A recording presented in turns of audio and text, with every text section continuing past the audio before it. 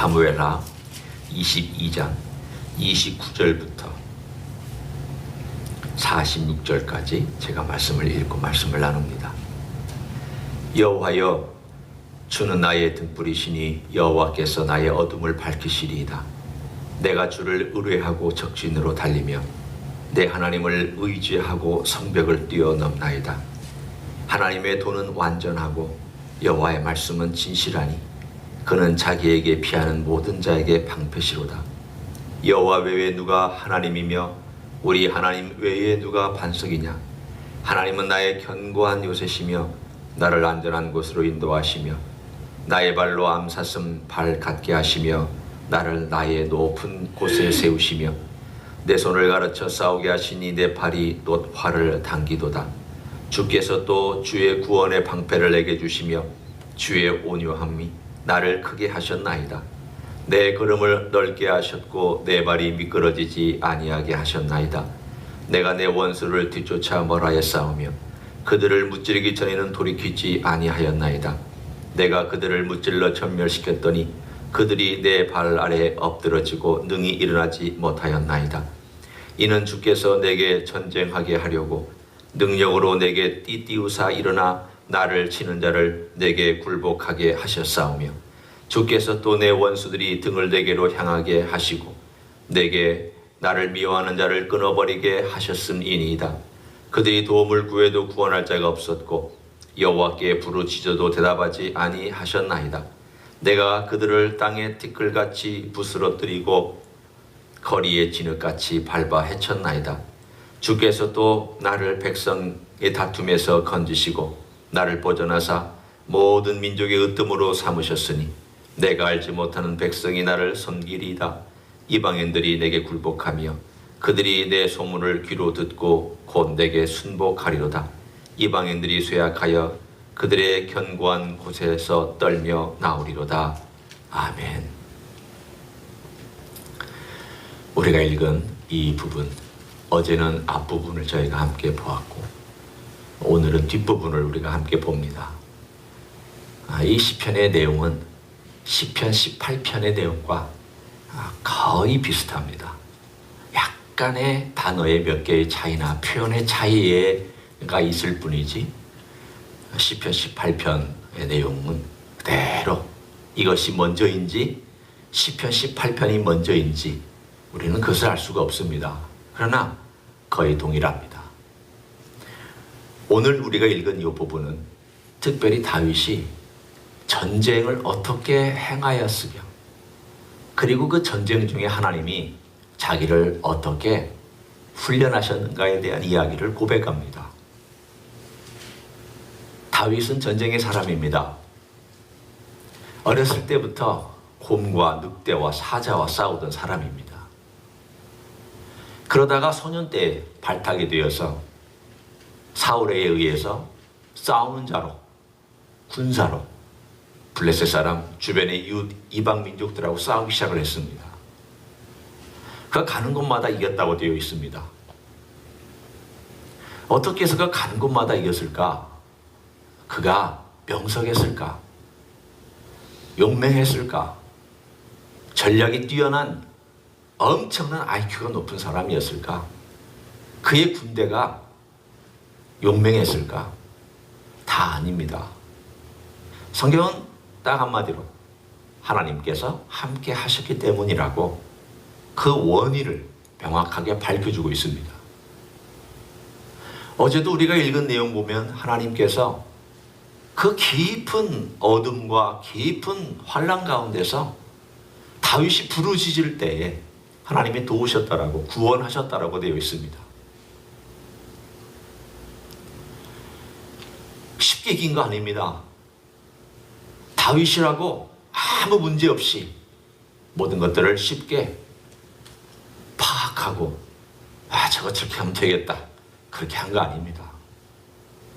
답답할 때, 힘들 때, 오늘의 표현에 의하면 어둠 속에 있을 때 모든 것이 탈출구가 없는 것처럼 보일 때가 많았습니다. 오늘 여기에 그 표현을 이렇게 말씀하고 있습니다. 우리가 읽은 첫 번째 29절에 보면 여호와여 주는 나의 등불이시니 여호와께서 나의 어둠을 밝히시리이다. 이 어둠이 이 우리가 얘기하는 진짜 어둠인지 아니면 상징적인 어떤 곤란한 상황에 깜깜하고 어디로 가야 될지를 모를 정도의 막막함을 표현한 상징적인 언어인지 우리는 알 수는 없습니다. 그러나 우리가 그냥 이것을 그대로 받아들인다면, 일단 그냥 그대로 문제적으로 받아들인다면 전쟁을 치르는 가운데 제일 힘들고 제일 두렵고 제일 어려운 때가 어둠 속에 있을 때입니다. 지금처럼 무슨 빛을 확 밝히는 것도 아닙니다. 조명탄을 터뜨릴 수 있는 상황도 아닙니다. 이런 상황에서는 그야말로 감각에 의지하고 도움에 의지하고, 횃불 들었을 때에는 발각되니까 그야말로 소리를 내지 아니하고 적하고 싸울 때에는 접근해야 되며, 또 싸울 때에 아군인지 적군인지 알 수가 없으며, 모든 것이 그야말로 깜깜할 때, 여러분 같으면 바깥에 나가는 것도 두렵지 않습니까? 저도 어둠 속에 나가는 것조차도 두렵지 않습니까? 그런데 이 어둠 속에서 적을 대면하고 싸워야 되는 그 다윗의 힘들고 어려운 심정, 그것을 그는 오늘 본문에 나의 어둠이라고 표현하고 있습니다. 나의 어둠. 그 어둠 속에서 하나님께서 등불이 되어주신다. 이 말은 하나님께서 갑자기 적진을 확 밝혀준다 그 뜻이 아니라, 그가 받는 그곳, 다시 말로 다시 표현하면, 하나님, 제가 주님께 맡기며 이 길로 가겠습니다. 주님께서 저와 동행해 주신다고 약속했습니다. 주님의 말씀을 의지해서 제가 적진을 향하여 이렇게 나아가겠습니다. 주님, 인도하여 주십시오. 실제적인 빛은 없습니다. 물리적인 빛은 비춰지지 않습니다. 그러나 그가 가는 곳에 그가 하나님이 함께 동행해 주시니까 마치 빛이 비춰주는 것처럼, 등불이 함께 있는 것처럼, 그가 오늘 본문에 두 번째 이야기가 나오고 있지 않습니까? 주를 의뢰하고 적진으로 달리며 내 하나님을 의지하고 성벽을 뛰어넘나이다. 이것이 그 다음 절에 연결된 내용입니다. 캄캄할 때 적진을 향하여서 내달립니다. 그 내달리는 가장 근본적인 것은 하나님의 말씀을 의지하고 달리는 것입니다. 다윗은 전쟁할 때마다 하나님께 물었습니다. 하나님, 이 전쟁할까요? 그럼 하나님께서 대답해 주셨습니다. 해라.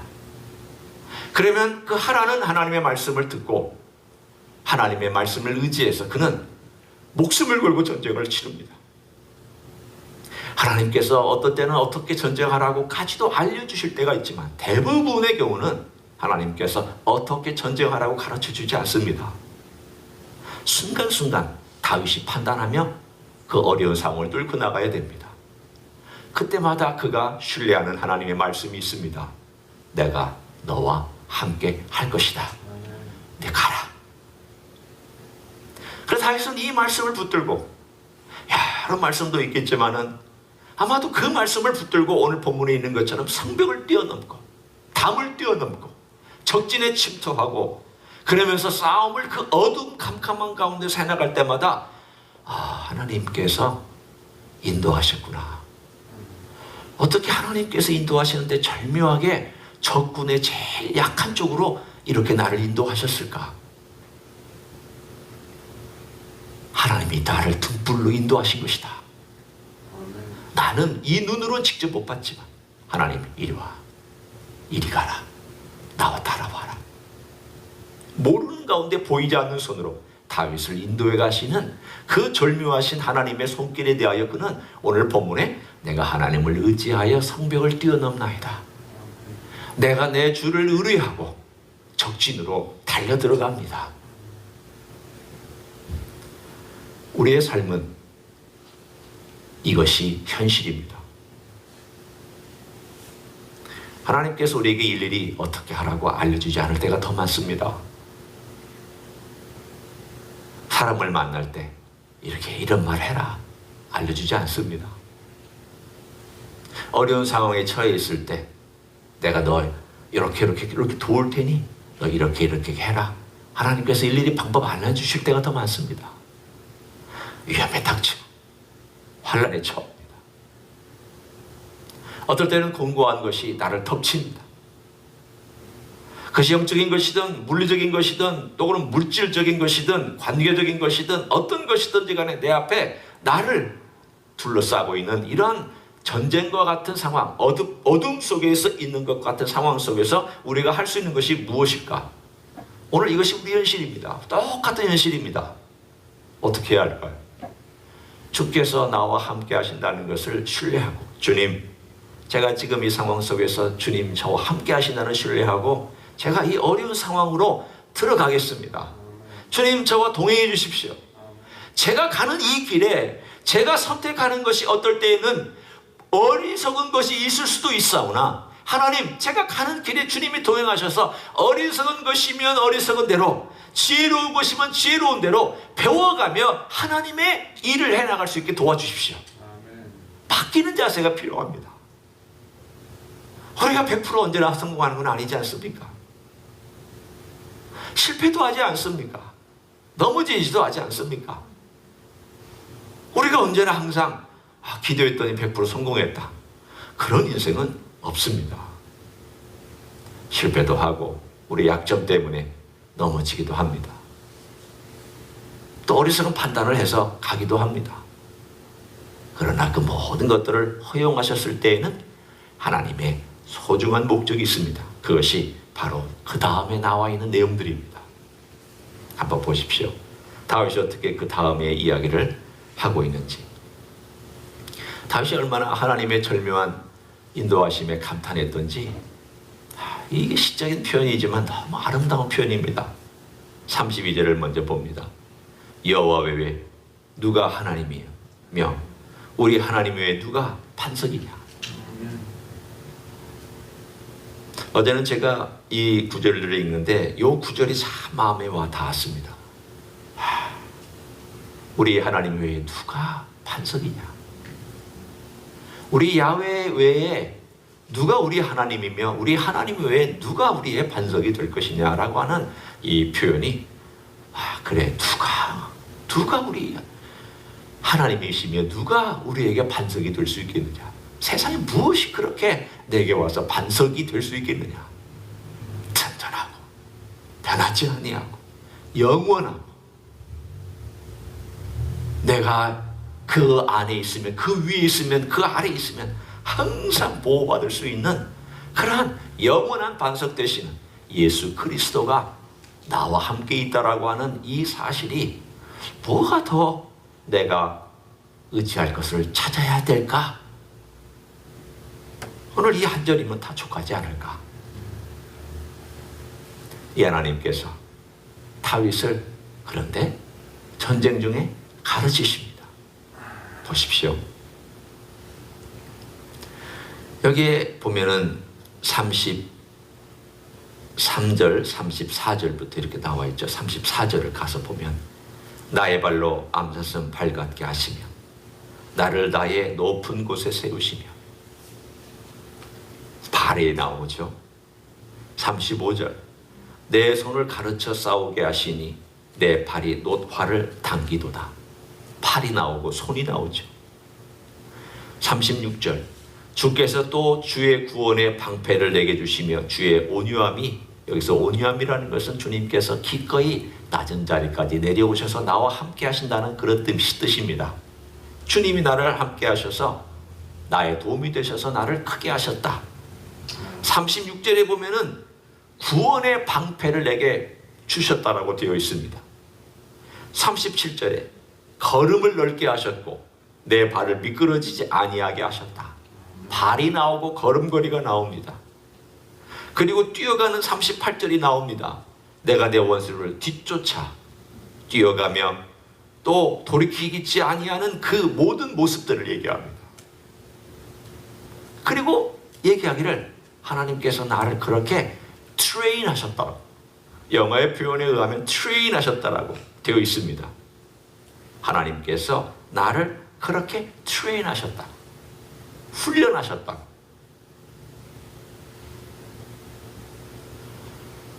우리 인생에 훈련을 받아야 될 영역이 얼마나 많은지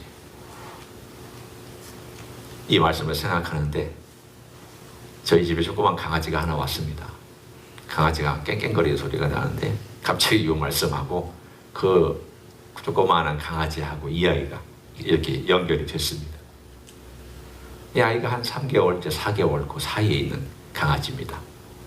저희 아이가 한국 갔다가 오면서 강아지 한 마리를 사서 데려왔습니다. 근데 아주 제가 볼 때는 영특해서 벌써 똥오줌도 가리고, 손 달라 그러면 손 주고, 그리고 기다려 그러면 기다립니다. 혼자 또 자기 집에서 잘 있고, 물론 깽깽대면서 우리 지나가면 그렇게 하기도 하죠. 우리 아이들이 유튜브 선생님을 통해서 얼마나 지식을 쌓고 얼마나 그거를 공유하면서 그 강아지를 훈련시키는지 열심을 냅니다.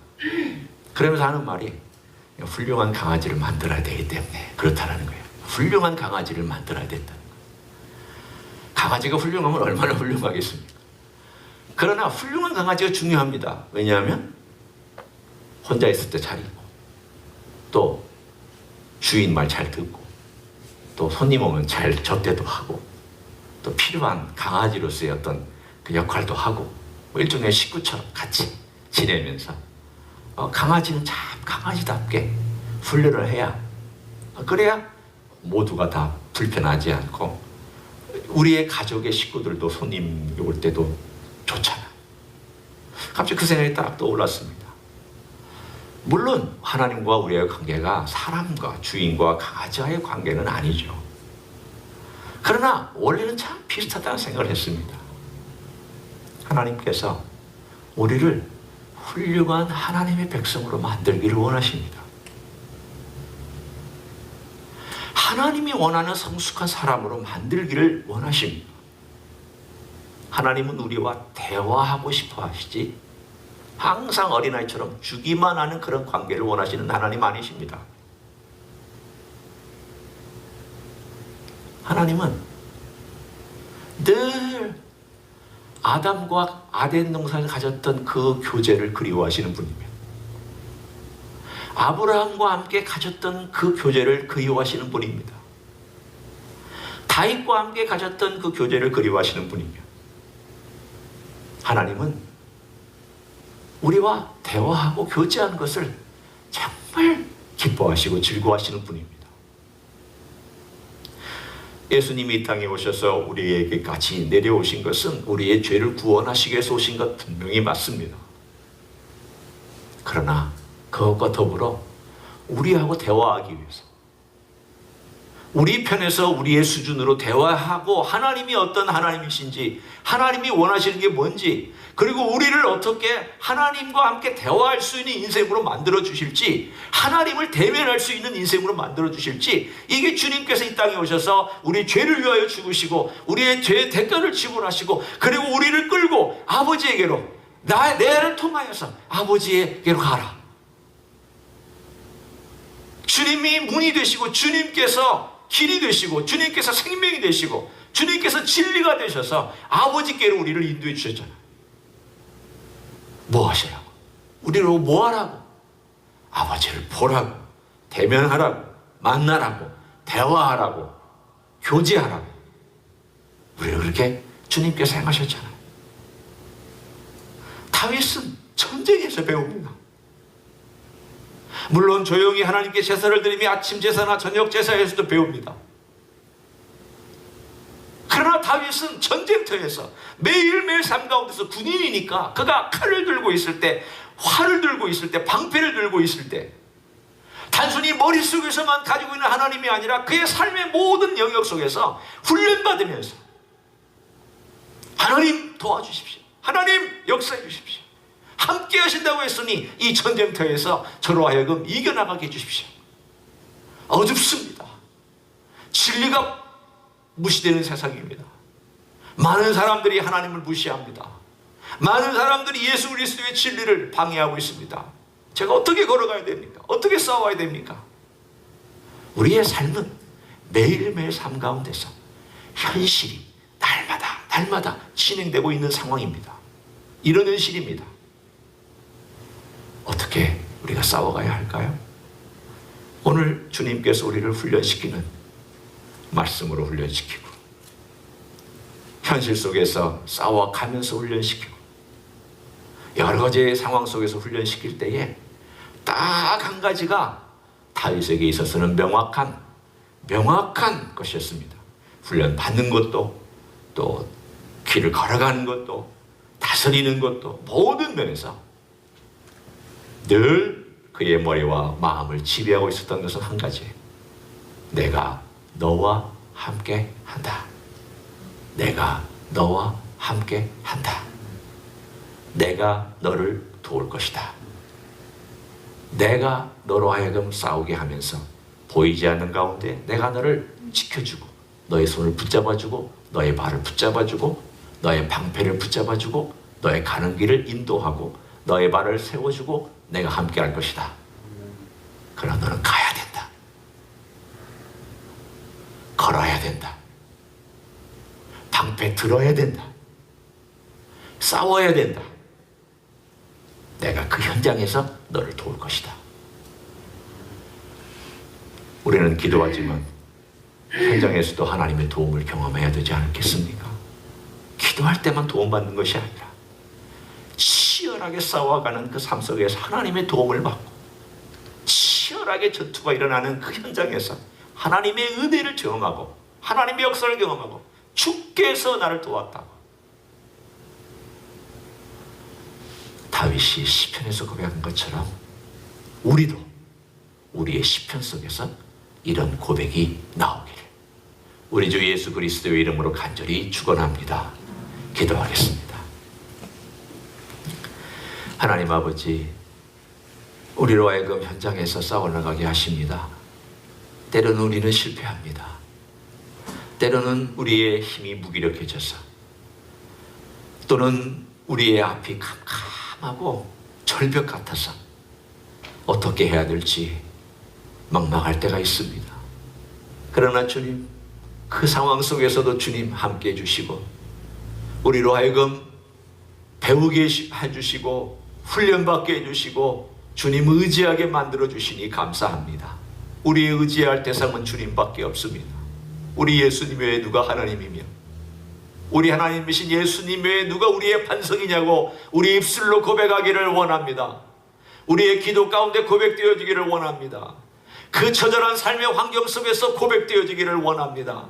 우리의 전심으로 고백하기를 원합니다. 우리 주님이 나의 반석이라고, 나의 산성이라고, 나의 모든 것이라고, 보이지 않는 가운데 내 팔을 들어주시며, 보이지 않는 가운데 내 발을 인도하시며, 보이지 않는 곳에 나를 높은 곳에 세우시는 우리 주님이 바로 하나님이시라고, 나의 야훼시라고 고백하는 우리가 될 수 있도록 축복하여 주시옵소서.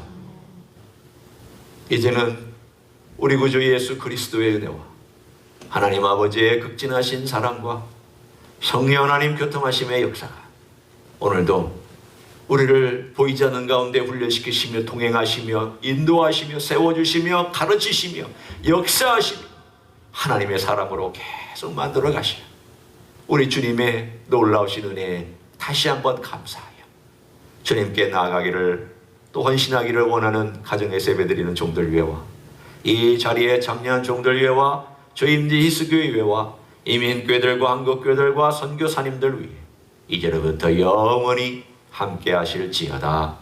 아멘.